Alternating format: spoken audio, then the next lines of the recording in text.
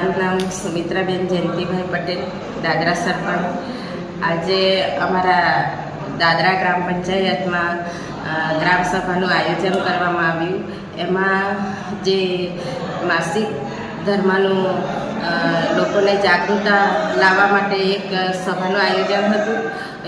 એ સભામાં doctor madam તેમજ એમનો સ્ટાફ, આંગણવાડી વર્કર, આશા વર્કર તેમજ ગામના બહેનો ઉપસ્થિત હતા.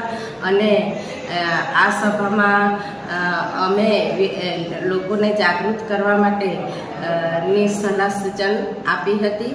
મેં દાદરા પટેલના દરેક બાલિકાને મેં સલાહ સૂચન આપું કે જ્યારે પણ આપણે માસિક ધર્મ આવે ત્યારે એવી સ્વચ્છતા કેવી રીતે જાળવી રાખવાની, એમના માટે આપણે પ્રોત્સાહિત થવાનું અને ગામના આજુબાજુ બહેનો હોય એ લોકોને બી સલાહ સૂચન આપવાનું. અને આપણે સ્વચ્છતા જાળવી રાખીએ તો આપણે બીમારીથી બી બચીએ, કેન્સરથી બી બચીએ.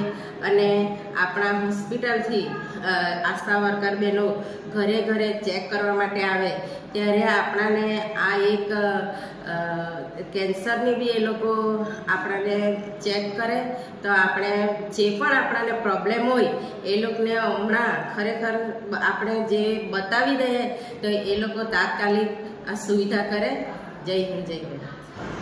આજે અમે દાદરા પંચાયત ગ્રામસભામાં મેન્સ્ટ્રુઅલ હાઇજીન પર થોડું લોકોને અવેરનેસ માટે આવેલા હતા. તો લોકોને થોડું એના વિશે કેવી રીતના તમે અમુક બીમારીઓ જે મેન્સ્ટ્રુઅલ હાઇજીન તમે ના રાખો, અનહાઇજીનિક રીતે તમે બધી સેનેટરી પેડ્સને આતે ડિસ્પોઝ કરો, તો તેના વિશે થોડીક ઇન્ફોર્મેશન આપી.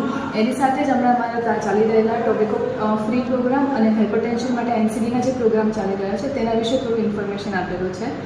તો આ જે બી અમે લોકોને સમજાયું એ લોકોને થોડું આઈડિયા આવે કે આનાથી તમને શું પ્રોબ્લેમ થાય અને એનાથી તમે કેવી રીતના બચી શકે તેના